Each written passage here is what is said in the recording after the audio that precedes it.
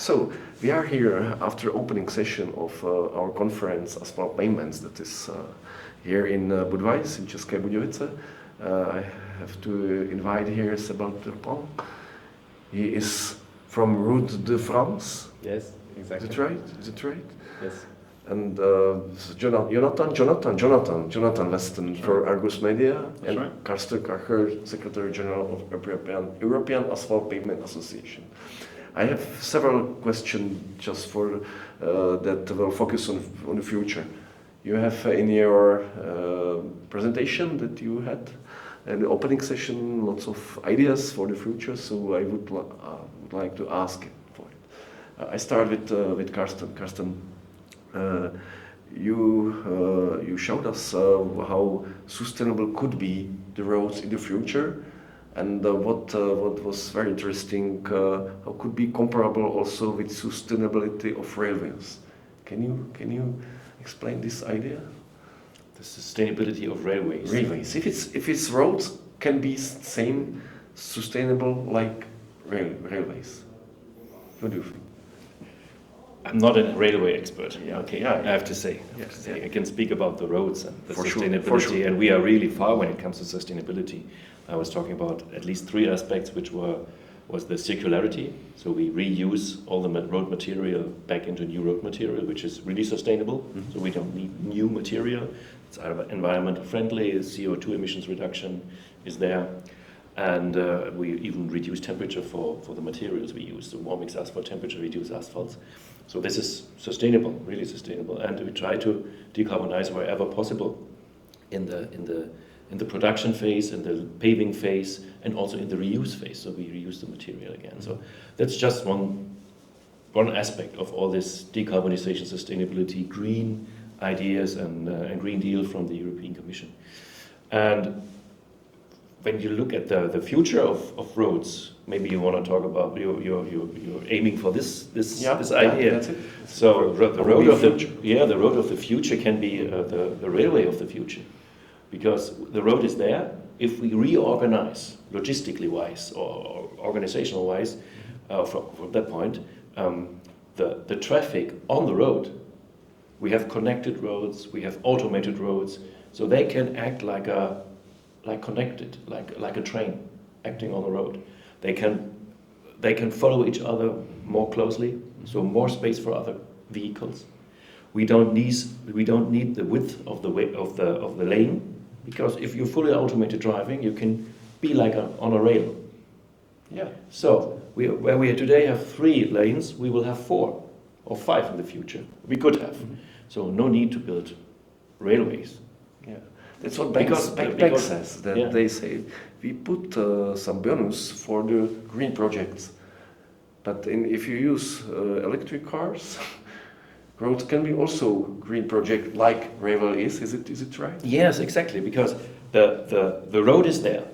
Yeah, we slightly change the use of it, so it's still transport on top of it, but the transport is also different because there will be no emissions from the transport anymore.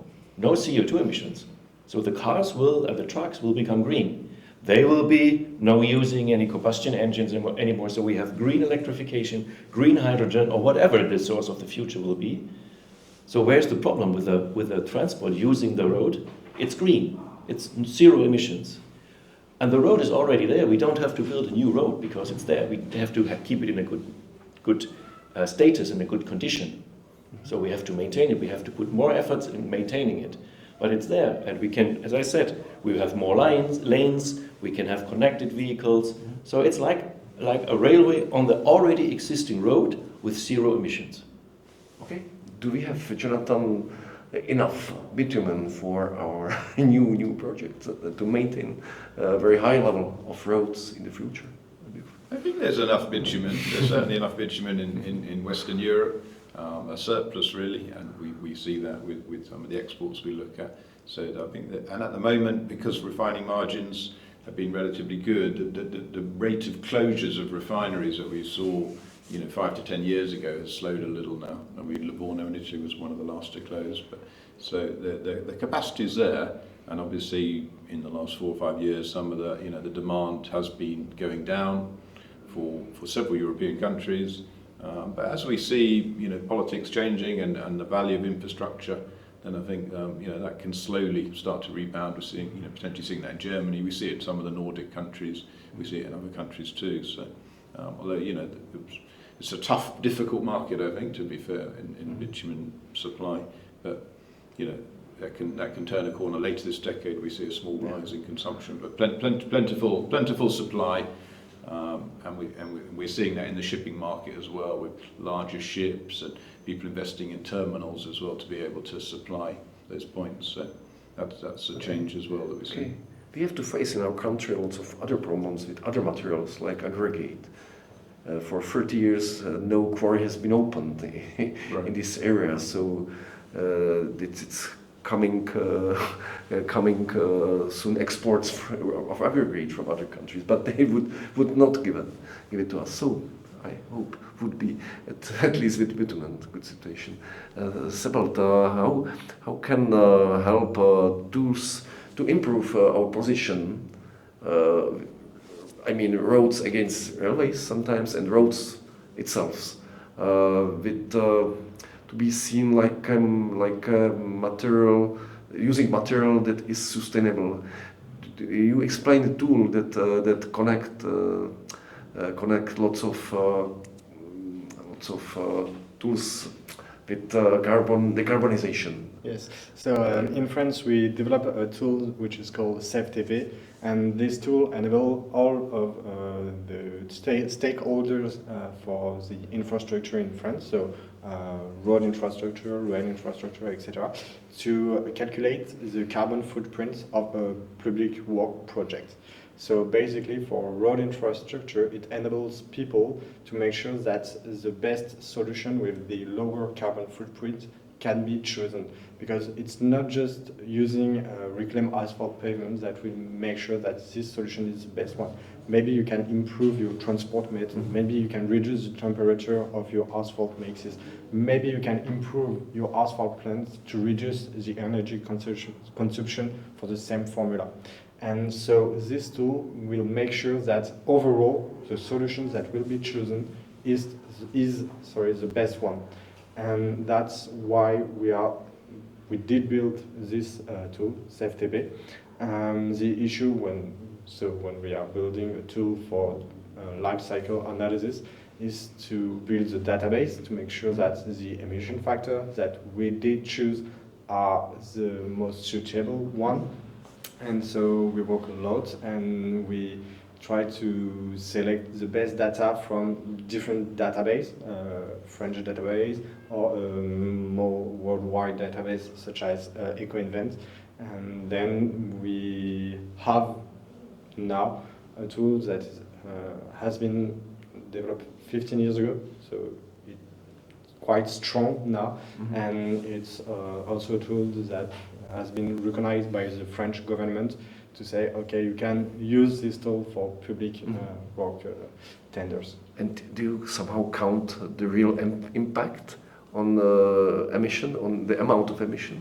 It's really lower after using these sort of tools?